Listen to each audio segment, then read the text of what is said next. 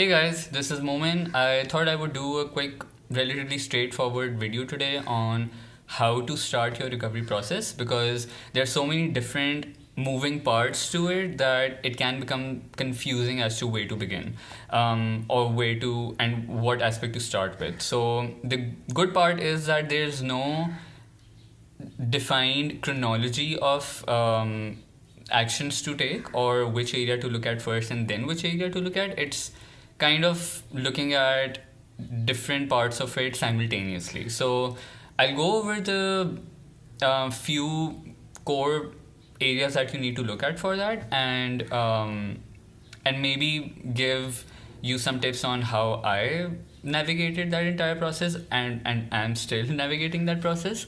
Um, yeah, and then you can see what works for you because it also depends from person to person a little bit, depending on your particular situation or your particular theme. Some things might need more work or more priority, but yeah, they can. I'm going to give a more general outlook. So to begin with, it's good to get a formal diagnosis if you can from an OCD specialist or maybe a CBT therapist. But even if you do not have a formal diagnosis of OCD, you can still work on your recovery process. So I will preface this video with that because a lot of people wait for a doctor to tell them that they have something to begin their work on it. OCD itself is also based in anxiety. So even if you don't formally have OCD diagnosed for yourself, you can still look at the anxiety that you suffer from on a daily basis and work on that because the tools needed to tackle OCD are very, very similar to just battling anxiety in itself as well. So given that, the first starting point, I would say a good starting point is to educate yourself on how anxiety slash OCD function, just to really develop a deep understanding of it, and to see how it affects you and how you need to navigate it is quite important.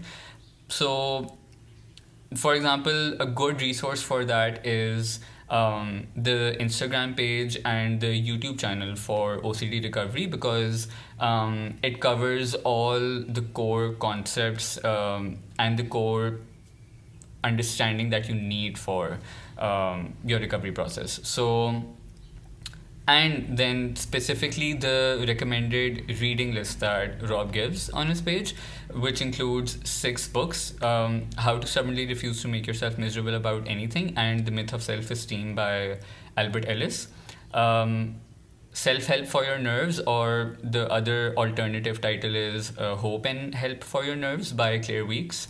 Then there is, it's slipping my mind, Man's Search for Meaning by Viktor Frankl, At Last Alive by Paul David, and the recently new I read book is Meditations by Marcus Aurelius. So these books may not directly talk about OCD itself, but that's okay because these books address all the core issues that OCD sufferers have, which includes battling with anxiety and another really important area to look at, changing your perspectives and irrational fates and beliefs, as outlined by Albert Ellis in his books.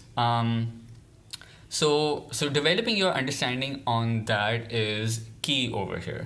However, you do not need to go through the entire reading list and develop a full understanding of OCD or anxiety to start working on the process or to progress and go ahead with what else you need to do. You can start your reading and then do all the other things simultaneously, and I'll get to what I mean by the other things. The second part is disputing your irrational beliefs, which I just mentioned. So the process that at least I have followed is the one recommended by Rob, which is outlined by Albert Ellis in How to Stubbornly Refuse to Make Yourself Miserable and The Myth of Self-Esteem. I believe there is also uh, a version of that available online as well that you can look into, where Albert Ellis has outlined the process of how do you dispute your irrational fears and beliefs. One thing that really worked for me was that I wrote down all my irrational beliefs and core fears.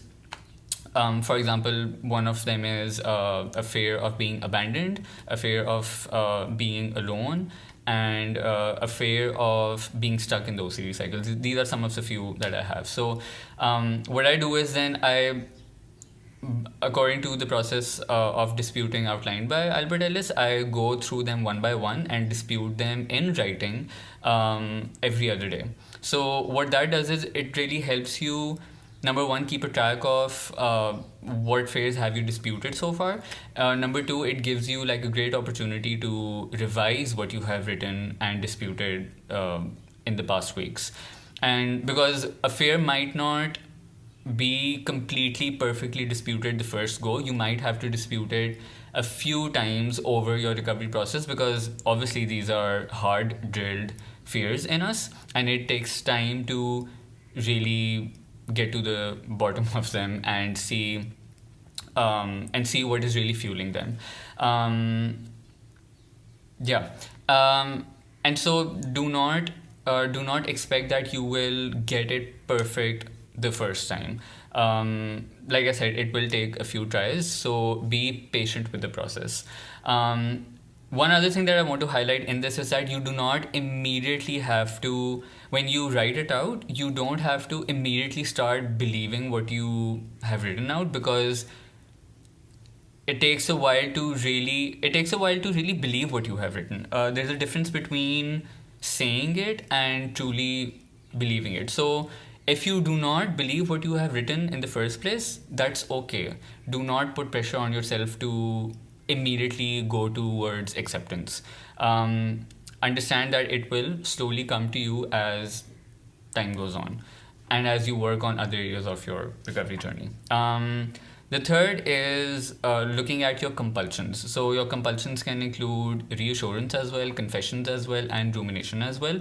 But then other physical, mental, and verbal compulsions as well. So with this as well, I would say that do not stop cold turkey immediately, especially if your compulsions are really intensive.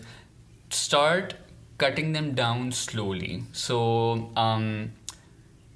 random example. So if someone repeats a certain phrase in their head 5 times to calm themselves down, they can maybe start doing that maybe 3 times, and then maybe 2 times, then just once, and then not at all. So bring the compulsions down gradually. Again, making a list of this can also be helpful, because you then visually have it in front of you and you know exactly what your compulsions are, and you can keep adding to them as you go along. If you develop new ones, put them down as well, so that you know what areas you need to look at immediately. The fourth is exposures. Again, a very important part of the entire recovery process. What I did was I also made a list of exposures. Again, writing things out really helped me, because otherwise I just had these random realizations and ideas in my head. Oh, I have this fear. Oh, I have this compulsion. I need to tackle this. But then I would kind of also forget and lose sight of what I had to do. So for me, putting them down on paper really helped, because it was always a good reminder, and it is still a good reminder of the areas that I need to continue to work on. So I listed down all my exposures and I made a hierarchy of them, like level 1, level 2, level 3, level 4, level 5. Level 5 was the most difficult of exposures, and I divided them according to that. So, and I slowly started to move up the exposure hierarchy by starting with less triggering ones, then moving on to the bigger ones. The important part for exposures is that don't put too long a gap between your exposures. Like, don't do one exposure and then put the next one off and then do it 2 weeks later or something. Keep the momentum up, build the momentum and keep it up. It might will be very uncomfortable, and it can be also tiring at times, but it is important to not slack off on this end. Um, yeah, I can't stress the importance of that enough. And the fifth part is having structure to your routine. By having structure, I don't mean you have to follow a given timetable of your entire day. By structure, it means that you do not spend your day, for example, ruminating a lot, or you're not waiting for anxiety to go down and finish for you to do what you need to do. Having structure to your routine means going about your day the way you have planned it, doing the things that you have to do, and not because if you are waiting for anxiety to go, that will take a while, and part of the recovery process is bringing anxiety for the ride, which having a structure to your routine helps with a lot. It helps you demonstrate to yourself that you truly can bring anxiety for the ride and still achieve the things that you want to do despite having the discomfort that you have. So these are some of the key areas that you should look at, and starting with building your awareness of anxiety or OCD is a great starting point, and then simultaneously doing the other parts of it that I mentioned. So disputing is something that you can do perhaps every day, or every other day. Spend 15 to 20 minutes during the day to dispute your fears and beliefs, and then carry on with the rest of your day. Aim for perhaps, let's say, 3 to 4 exposures per week. Depending on the intensity of those exposures, if they are low level exposures, you can maybe even do more in a week. But yeah, just giving you some rough estimates that you can go by, to have an idea of how you can manage all these different parts together.